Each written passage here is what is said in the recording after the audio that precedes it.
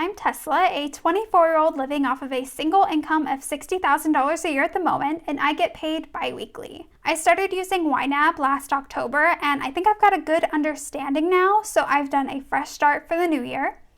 I like to keep it simple with 5 categories so I can easily see what my needs, wants, savings, and investing amounts are in the reports. I've already reconciled my accounts, and because it's January 2nd, I already have a few transactions. There are also some transactions that I made in December but haven't cleared. Once those do, I can account for that as well. I'll start with credit card payments because I've already put $79 toward my cleared balance of $369.92. I don't mind carrying a balance because it's a new card and it's interest-free until August, but I try to keep that amount relatively low. Up next is investing because those contributions are already set up. I'm putting $500 a month towards my Roth IRA, but it's split between 2 paychecks, so I'll contribute $250 for now. Up next is Acorns, and in a few days, it'll draw $10 from my account to invest. I put $450 a month into various index funds and ETFs, but that comes out of my second paycheck, so I'll leave that blank for now. Nothing for my crypto and stocks currently. I rarely feel that. I consider it more as like fun gambling money than technically investing. Since I do the pay yourself first method, I'll cover some of my savings before my regular expenses. Some of my accounts are designated for certain funds, like a separate account for housing, emergency, and sinking funds. Some of those starting balances and interest amounts have already been allocated, which is why some of them already have activity. If you saw my previous video, my first video ever actually, I walk you through my different savings and how much I'll allocate to each one. It's linked in the description. However, now that I'm doing it in practice, I'm rounding each of them up to even numbers because that's simpler for me and it will bug me less as I look at my budget. So out of every paycheck, I'll put $46 into my emergency fund, which is $92 per month. I think in the financial intentions video, I said I put $436 into my housing account every paycheck, but that was a mistake. I actually put $468. So I'm also expecting my roommate to help with the bills, but I haven't gotten that $800 yet, so I can't budget it because one of the main rules of YNAB is you can only budget money you currently have. I'll put $19 into my pet fund, which is for vet bills. I'm putting $50 a month towards my car, so that's $25 for now. Travel will get $134 a month, so that's $67. My paycheck is a little higher than I estimated because I opted out of health insurance and I'm not eligible for 401k deductions this paycheck. I can put $34 towards my yoga membership. My medical expenses fund can have $20. My down payment can have $25. And the rest are low priority goals, so those will only get filled after I fill my spending categories. My basic expenses are the categories I need to sustain my life. My mortgage and bills are paid out of the housing fund that I contribute to, so I'll move that money.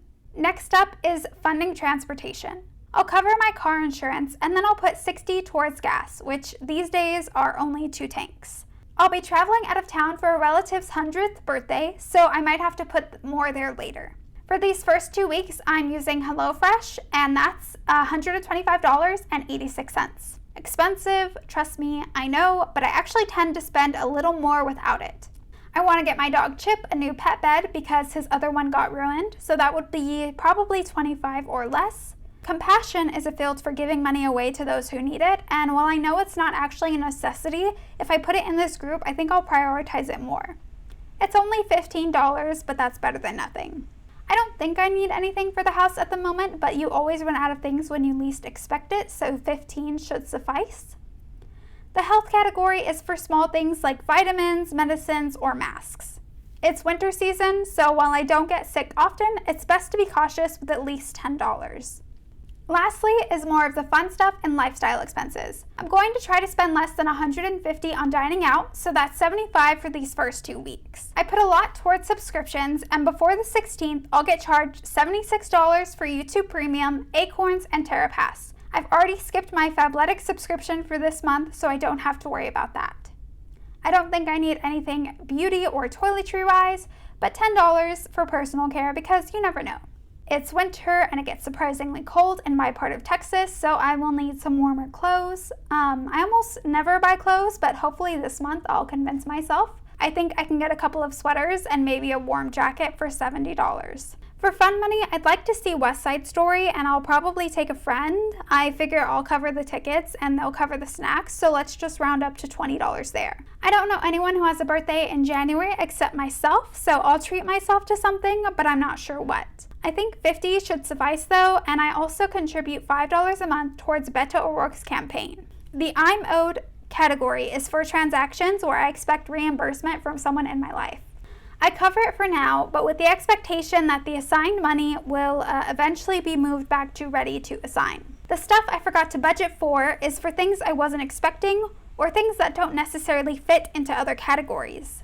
I also have some hidden categories, but I'm not sure I'll keep them. For now, they go unfunded. That leaves $493.34. So I can decide to put more towards my high and medium priority goals, or add a little to my low priority goals, or just keep it as a buffer since some things might pop up as I travel. I'll put $215 as a buffer just in case. I work from home some days out of the week, so I'd love to get some monitors and a computer and a quieter keyboard. I don't know what that amount would be because I haven't chosen the devices, but I am sure that will be really pricey, so that will get a whopping $100. I'll put the YNAB target amount of $33.34 in the Christmas fund. Education can take $75, laser hair removal can take $50, and the last $20 can go towards my pet fund. And there we go. Those are the numbers I'll try to stick to until the 16th, and I'm excited to get those transfers into my saving accounts going. Once I get my second paycheck, I'll do a mid-month check-in and then budget that second paycheck. Hopefully, by then, my work can start deducting $150 out of my checks towards my 401k, and then I can figure out what to do with my previous job's 401k. I feel good about these numbers so far, so thank you for sticking around, and I hope everything goes well for you in this new year.